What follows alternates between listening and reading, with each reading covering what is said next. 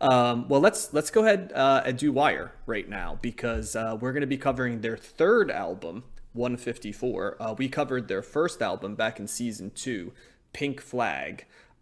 So we will have not covered Chairs Missing, which is the album in between. You listened to that one though, right? I I think. did, yeah, I did, and I re-listened to it here. I'd like to do it as an episode at some point down the road so that you guys listen to it as well. I did because those albums are bundled together because they were released within a 2 year period. Hmm. Pink Flag, Chairs Missing, and 154, and then they went on a long break until Yeah. like 1986. It is kind of interesting that we'll have done 2/3 of it, but I'll be able to give a little bit of context. But just file away the fact that I'd like us to do Chairs Missing at some point down the road. Do you feel like they're of a piece with the three of them? Well, no, I Yeah. don't because they're very different albums. Yeah. Pink Flag was, as you remember, almost like song fragments. I'd Hmm. say along the way. I think it was 21 tracks, and the runtime was around 34 minutes. Right. Yeah. Seminal post-punk album. Chairs Missing is often called their like early Pink Floyd album, is how it's described. And then you've got this one, 154, which is a very different album that we'll talk about here in a second. I give a bio, but we did a pretty comprehensive bio on Wire in the Pink Flag episode, so check that out. But Hmm. yeah, once Pink Flag comes out, they release Chairs Missing in the spring of 1978. Very different, owing to their sort of art school avant-garde origins. Hmm. And then later in uh, 1979, right? They're touring the U.S. for the first time. They're touring Europe with Roxy Music, and then they release 154, the album we're covering today. 154 is for the number of shows that they'd played. That's where the number Okay. 154 comes from. So, and this is also considered to be a departure. They tour after this. Their relationship with EMI, their record label, falls apart, and they're labelless.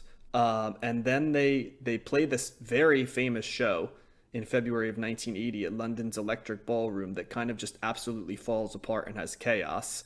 Oh, There's a geez. documentary on it called Document and Eyewitness. And then they just stop and take Wow. a 5 year hiatus.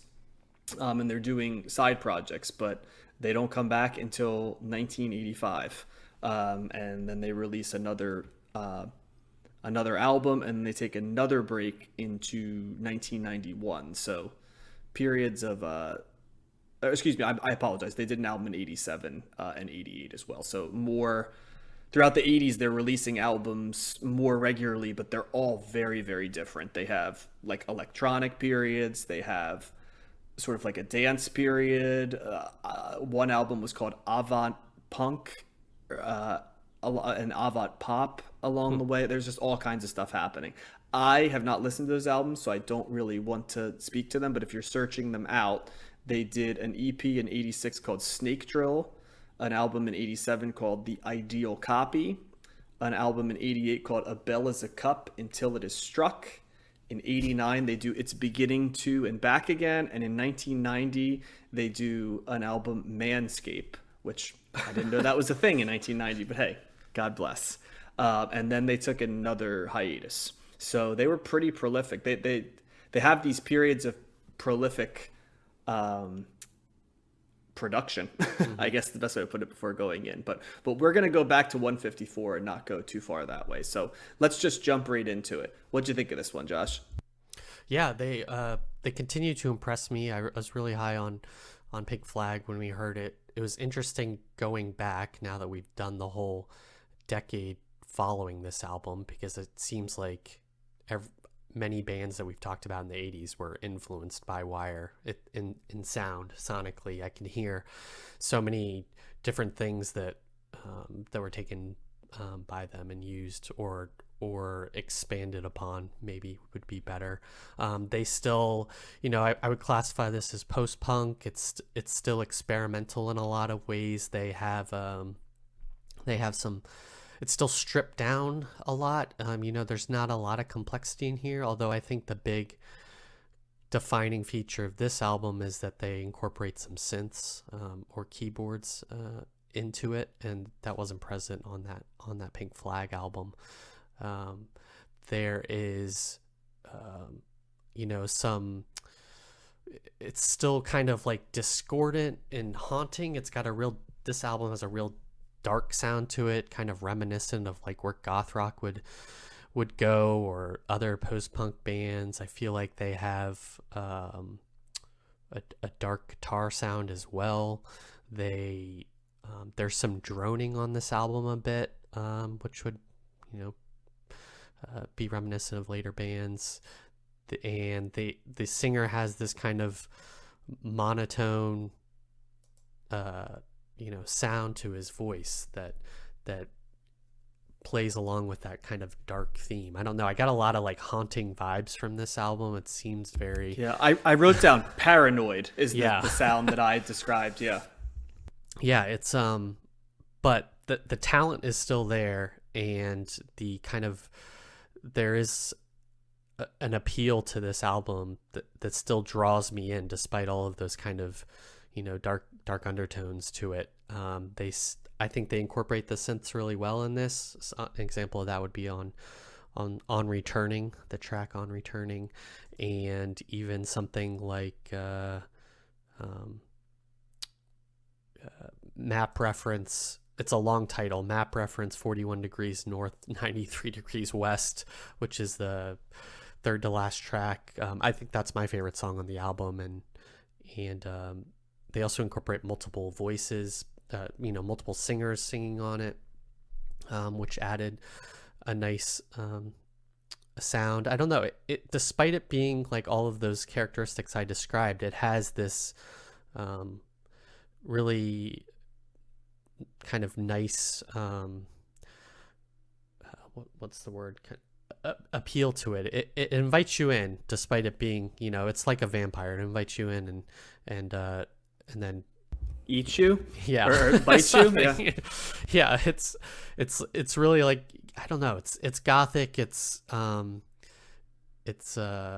hypnotic in some ways, and it has so many things that future bands would take and be influenced by. So thumbs up for me on this one. I thought it was interesting that 41 degrees north, 93 degrees west actually places it in the Midwest in America. Oh, it's okay. Yep. So it's kind of different people.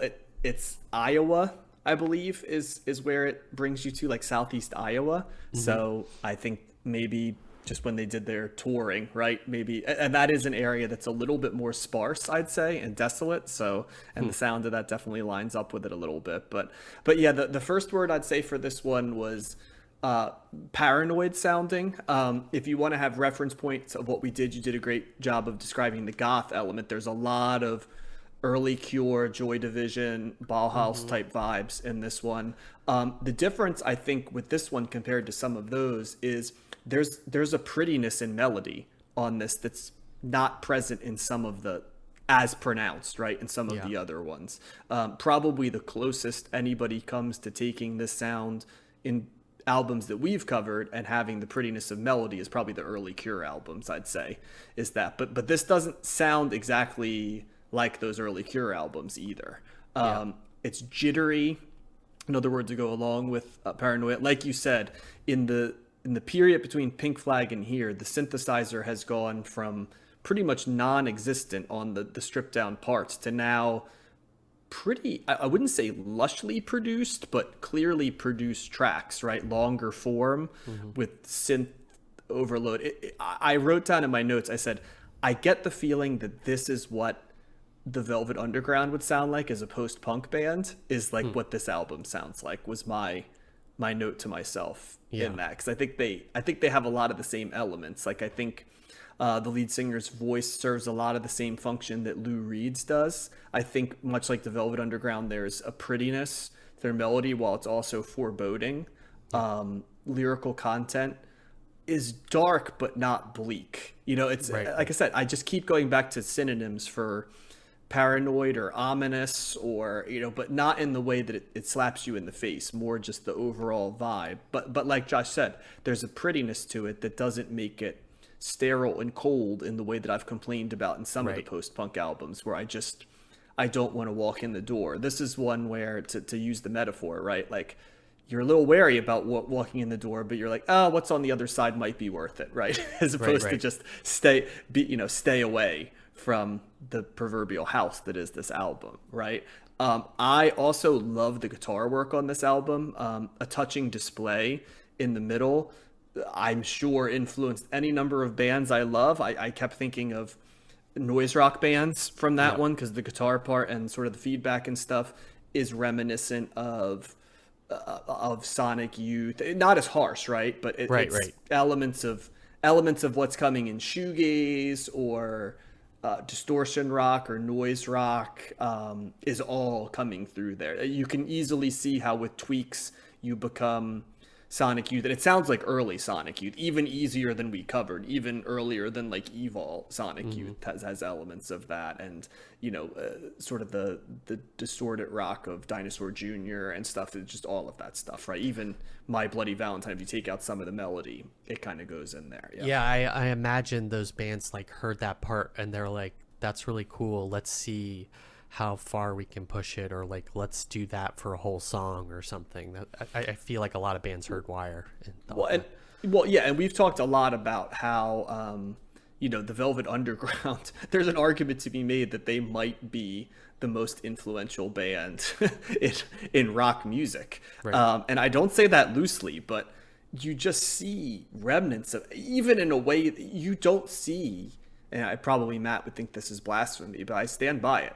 You don't see elements of the Beatles even as much, right, in the DNA of rock music as much as you do the Velvet Underground, because just the whole movements are so locked into that, and they don't seem to be as driven by that pure blues R&B, right, Yeah. type of lineage. So they kind of were the formative force, but this to me is a clear stop on the road of what would come later. And as a result, I really love this album. Pink Flag, I think, still intrigues me at a level that is a little bit above this one. I think because Pink Flag is just so different.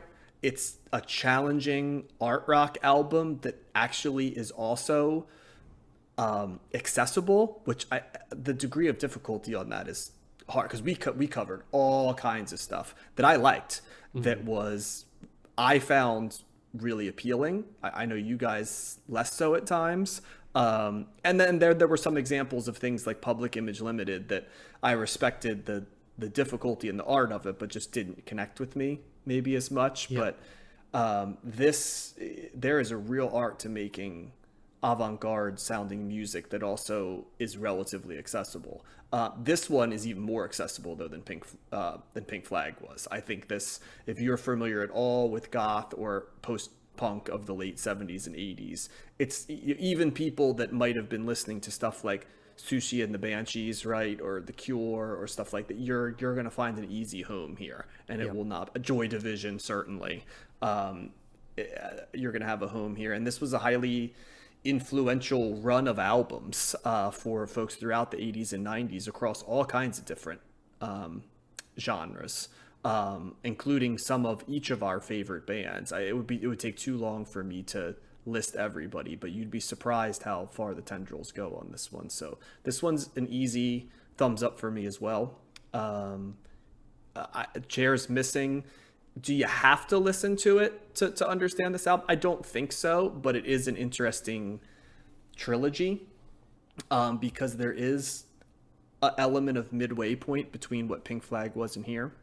I'll leave it there until we talk about it, but Yeah, yep, thumbs up the for me. Beatles thought is interesting because it just reminds me too now of the fact that this and so many bands were influenced by like the krautrock that we talked about, and that's kind of like the other side of the same coin.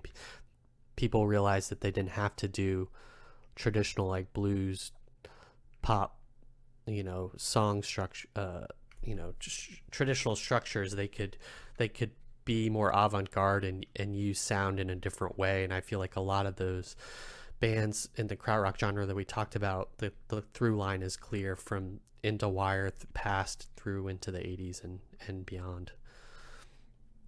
For sure. And just to give you an idea, like bands that list Wire as an influence, you know, obviously like bands like the Minutemen and Sonic Youth are very vocal about it, but hardcore, right? Yep. Minor Threat and Black Flag reference this as being highly influential. REM and The Cure, a lot of like the Riot Girl groups mention this. You know, obviously Elastica, right? Like took Three Girl Rumba and went with it, and then stuff that came later like Guided by Voices and My Bloody Valentine, Radiohead. You know, Johnny Marr of the Smiths says it's one of his favorite bands. There's a lot of electronic bands that, so I mean, their influences. Helmet, right? Page Hamilton said Wire is one of his top 5 bands, so they're all over the place. And yeah, I can't recommend them enough. Pink Flag was extremely high on my list. I think it was number 3 on my list of albums in the 70s. This one wouldn't be quite as bad, but if I went and retroactively ranked, I'd say this one would have a chance to fall in the top 30 for sure. Yeah, I'd be interested to hear this in the 90s bands that you mentioned, because a lot of those bands I haven't listened to before. Okay. So I'm sure we'll, you know, like Helmet and Elastica, and Guided by Voices I've never listened to, so I'm sure it'll be apparent once I listen. Yeah, I don't know if it's going to be direct, but you'll see, like, you know, like you said before, the bits and pieces they plucked. But yeah, Wire, I would also be fascinated to see their 80s output, because it seems like they leaned into the music of the time in the 80s as well. And I just try to think to myself, like, what would this be like as an electronic band? And you can see on this album how it might sound because of the use of the synthesizer. But yeah, I can't speak highly enough. Wire is one of these bands that I was not super familiar with, and I kind of look at myself and go, how could I not have listened to this band? They check all my boxes. So well, the post-punk flashcards really played a role in developing our tastes. They ended up being quite a great roadmap. So thank you, post-punk flashcards. If you have not bought them before, you know what? I'll have to put a shout out to that. Yeah. Next week, I think I'm going to give a shout out to the post-punk flashcards and who made them, and you know, a free unsolicited ad, because they really put the were. Link in the YouTube, right, for people to buy them if they want. Correct. Yeah. Oblique strategies and post-punk flashcards essential. Yeah, I don't know if they sell oblique strategies. I think you got to know Brian Eno to have access to them, right? So, and you know, we're not like Bono or Iggy Pop, so I don't know if we're going to get Dave Bowie. So, so strong thumbs up for me on this one. Yep, thumbs up for me as well. Maybe not as high as you, but still pretty good. Good